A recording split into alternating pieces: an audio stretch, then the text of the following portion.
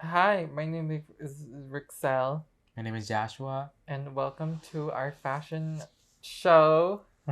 Ironically. Yeah. And so, we For really. what? Why? Why? Well, Why ironic? it's I'm an fashion. address. It's fashion Oh. week. Oh Come on yeah. now, I fashion week thought in you were Paris. talking about my outfit. No, I think your outfit looks good, to be honest with you. I know. But I think mine is very fashionable. Just It is. joking. I like the jacket. But today we're gonna talk about fashion, and there are many. What is fashion? Like, what do you think what fashion is? Let's see. I had never been like super fan of The fashion, fashion and really? brands and models and all that. Um, so fashion for me is the style, like the current styles um Like that trends, many brands have, and I'm not talking about companies but like names and all that, right? so I don't know. that For me, I feel like fashion is very expressive. Like it really depends because there's so many layers of ways to yeah, express it. express yourself. There's just so many subcategories and categories of fashion. We see this a lot, like like there's streetwear, there's tech wear, there's like Lolita fashion. There's just so many fashions that we can segue to, and I feel like you can dive into those and be a part of it. Every fashion has its own culture, like a community to go into, and so it's really cool.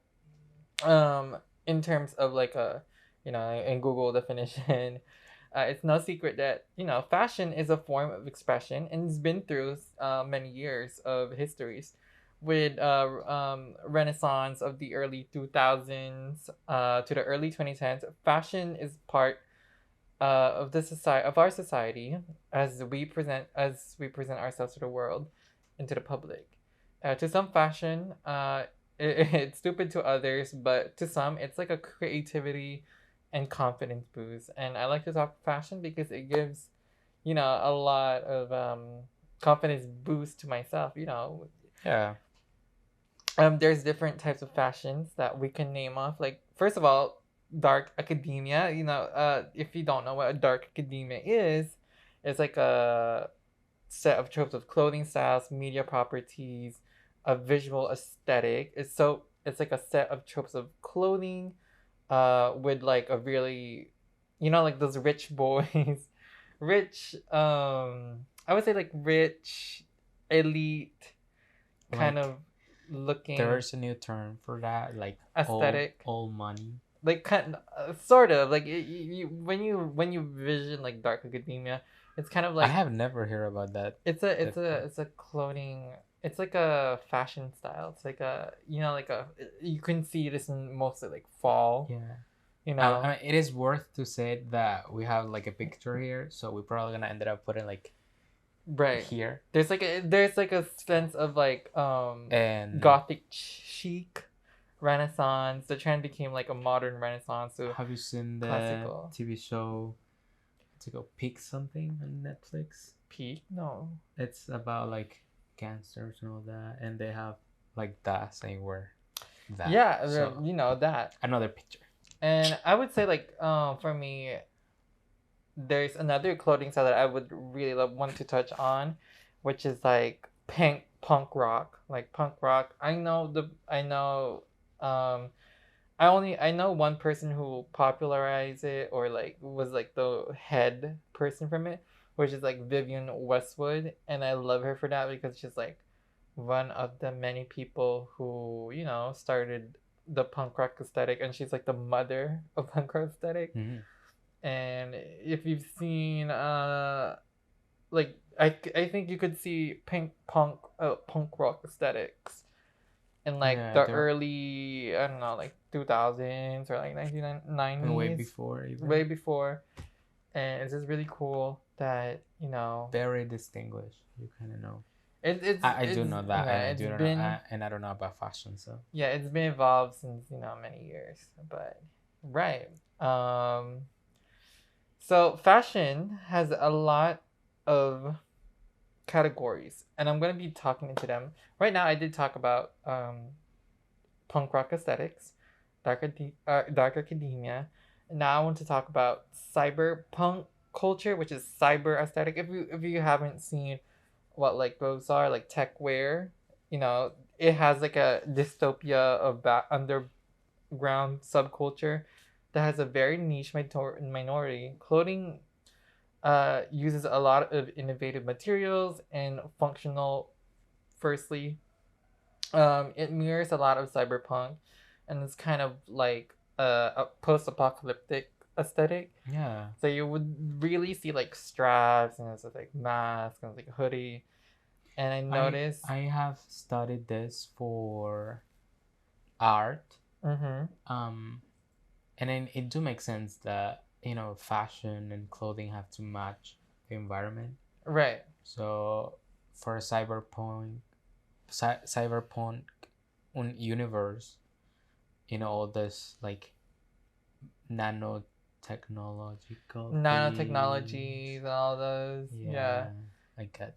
Cyberpunk has a lot of influence in those media like sci-fi. Yeah. You would see just a lot, and I feel like it's a note thing to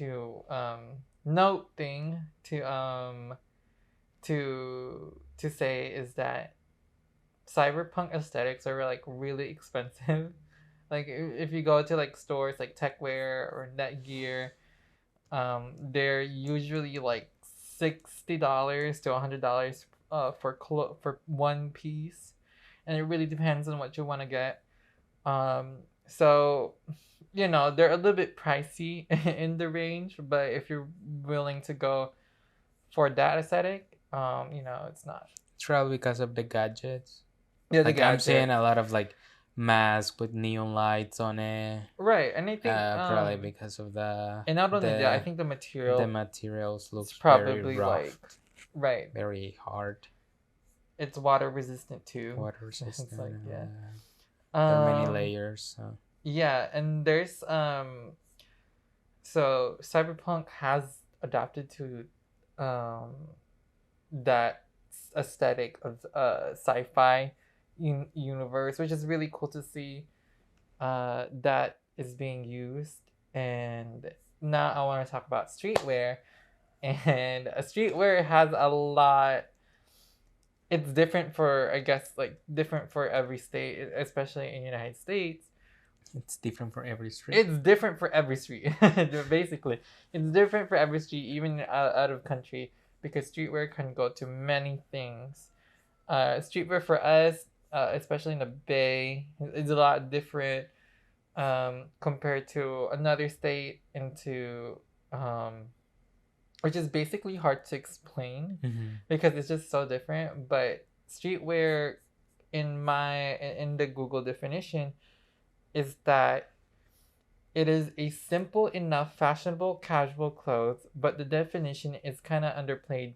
What has become a multi-billion-dollar retail phenomenon with roots into countercultures of 1980s and 1990s, including graffiti, hip hop, and surfing. Through the current state of streetwear has it varied nowadays, as originally streetwear brands were characterized by an accessible price point, so they were technically in range to what you can buy, and they were not like as pricey as they used to be. Like I remember Supreme, like it used to be like a skater. Who remembers that brand? No, but I remember someone told me it's like Supreme was a skater fashion fashion scene Brand. So I think so, fashion brand, and it was usually like a brand dedicated for for skateboarding. skateboarders, or Skateboarders. I'm not particularly sure, but I know from someone that Supreme used to be for people who used to do skating, and and then over the years it kind of grew as to a big thing now, and it used to be something like a very very affordable price range. Even Champion used to be something that's very affordable, and now it has gotten so big that it's no longer like Zara. accessible. Zara, I would say it's I mean, no. not for the style, but for like the situations that the brand get into. Yeah, I would That now say. it's more expensive. Yeah, I would They have their own say. collection and all that, and Yeah. they came from a reseller brand To to produce their own clothes and which is everything. I want to get into that like later on, Yeah, but Zara is a good example of like reseller to now they're making progress. progress, which is they used to be I don't know because they're kind of a fast fashion, so Yeah, it's there's gonna be something in down that risk. And there, I want to talk about fun facts of fashion. And did you know that in the United States, each person owns an average of 7 pairs of blue jeans? That's like one of every day of the week. Do you have a blue jean? I don't. You I don't. have I have three blue jeans Okay. and two black jeans that I don't use anymore, and I only use jeans. I have I have 4 jeans. Although Though I only like wear. 2019 me, you used to have 20 black jeans. So Dude, that's crazy. 20 jeans? Well, one day I went to the laundry and I watched them all, and they were there 20 for some reason. did you know that historically purple clothes were only worn by migrates, like magistrates, emperors, and Oh yeah, aristocracy the purple in one. Rome. Yeah, the I purple do know is that. I associated in do. the purple Yeah. spectrum. And it is, if I'm not wrong, it is because the pigment were so hard to get and Right. so expensive, then they were allowed to use it. Right. Well, not allowed. They were the only one who has the money to spend in pigment in order Right. to have purple. Now I want to talk to you guys about who are the leading people in fashion. As you may know, it's not surprising to know who are the people who's leading the fashion world. As you may know, fast fashion is a contemporary term used by fashion retailers to express that designs move from catwalk quickly to capture current fashion trends to allow mainstream consumers to purchase trendy clothing at an affordable rate. Now, the biggest consumer of fast fashions are typically they're low costing clothes, but they mimic luxury fashion trends. The manufacturing clothes for fast fashion retailers such as H&M, um, Zara, which is fast fashion, and H&M, it's fast fashion. yeah, fast fashion, and Primark. I don't know They produce fast that. fashion. Hollister. Probably. I would say, yeah, but no one really buys Hollister anymore. At least it's sad to know that. The practice of fast fashion significantly It's benefits. so sorry. It's so sad for the CEO of Hollister that is watching this, that we were the the one Well, that that tell you that nobody's buying your clothes. it's not what I want. Oh, I don't want to say no one buys it, but it's not as popular as it used to be. I have been in the store and there's nobody inside. There's nobody. Back then, people would line up to get Hollister, but now it's like no one goes to Hollister anymore because I think fast fashion has evolved into integrating, people with I bigger size. what I think is about that, and also Hollister, it's more like the textiles and the colors are more like exploding, like Yeah, a bunch of they colors. usually attack. And now Yeah, everything it's going down to mattes and unicolors and all that. So that's true, and they so usually. like the stamp of the Hollister, whether it's like two color combines and all that. Yeah, I think the It's like downfall of Hollister is that it didn't integrated new trends. new trends, and also like it only limited to a specific target, like people who are thin, muscular, That's the only thing they were going for, and so you couldn't even get the size that's like in for you, even if you're a big person. So the practice of fast fashion significantly benefits large companies involved as they have the logistics to produce garments at a low cost. Companies like H&M sell the garments in mass quantities to consumer at an affordable price. In-depth analysis research found that consumers between the ages of 18 and 24 are more interested in consuming products which are socially and ethically responsible to to the world.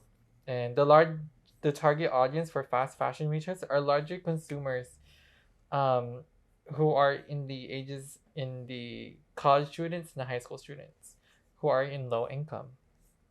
Um, so do you buy fast fashion like H&M? Uh, Oh, I you do. sick right now, huh? I do. And I do it because one, it's affordable. Two, especially the brand that I buy it from, think they're very simple, and what I look in my clothes is to be comfortable around it, Right, especially everyday clothes. So there's like five t-shirts that's just regular t-shirts. I just bought a bunch of them in different colors, and that's all. right. So at the end Yeah, of the day, and then if I want like a jacket, I probably go to the mall and then go to every store until I find a jacket that I like, but it's once in a while. right. In today's world, one reasons why fast fashion is popular is that fast fashion drives economic growth. Purchasing new, cheaply made, fashionable clothing in high street stores every week is what consumers tend to do nowadays. Fan fashion has become a tremendous impact on the economy. And yeah, there's just so many styles to choose from in fast fashion because they're being mass There, produced and they're being there's always a new thing that comes up every week in their collection, and it's just very affordable and accessible to people who are in low income. And so it's people who get targeted by this is are vulnerable for that, even though it does hurt the environment and the wages who work for it. There's always going to be some consequences around fast fashion, yeah, and that's one of them. So sadly, the laborers who do fast fashion in companies or industries who mass produce these do not get paid uh, at enough. enough. And so that's always something you think about. Like Sheen, there's always reports from Sheen. I guess I want to talk about like fun facts. Is that in the Middle Ages, poor people would wear mittens, while richer would wear gloves to show their off their wealth, which is very interesting. And the word gymnos means naked in Greek, which gave us the word gym or gymnasium, due to the fact that ancient Greeks used to exercise naked, Naked. hence the I root knew that. gymnasium to train naked. It's weird that I know that, but I So know that. people, if you see the word gymnasium, it's just the Greek word of people working out naked. So it's always, Yeah, I something to know think that. about. Um, why do I know that? I know Why do you that. know that? Oh, I know why. Because I was. This is off topic, so you can cut this. I was reading about uh, like what is it called? Fallacy. Mm-hmm. It's called uh the fallacy about the meaning of the words. Yeah. That just because a word means something doesn't mean that you're gonna follow it. The society gonna work around the meaning because Yeah. it can change. Yeah. So it's like gymnasium means people exercising naked, and just because it means that and the word comes from that doesn't mean that everybody at the gym has to be Right. naked. It has Otherwise, changed, right? society gonna collapse and all that. Right. So things like that. That's why I know it from. Right. The Okay, now the world has collectively changed from the word gym to gymnasium Yeah. to we're now longer in the olden days. Oh, like marriage. Yeah, marriage. That was one of the things that many Right. people think that it comes from like mattress, like the ovarian thing, Oh. but it actually comes from matrix, matter, in Greek. Oh, and things like that. So that's that's like a cool. lot of things And about. as much as we like to talk about fashion, we are coming at the end of our segment. But I want to leave with one more fact, which is Marc Jacobs, famous for his many perfumes, has a SpongeBob SquarePants tattoo among 27 others, which is really, really Unique. cool and, unique. And the t-shirt is one of the most popular items of the clothing in the world, and Yeah. around 2 billion of them are sold every single year. So that's something to think about. And, join us to another podcast and our show. And thank you so much. You didn't say the outro. Uh, Join us in the Youth Line Live. We'll see you next time in a new episode. Thank you. Subscribe. Right there. Right here. Here.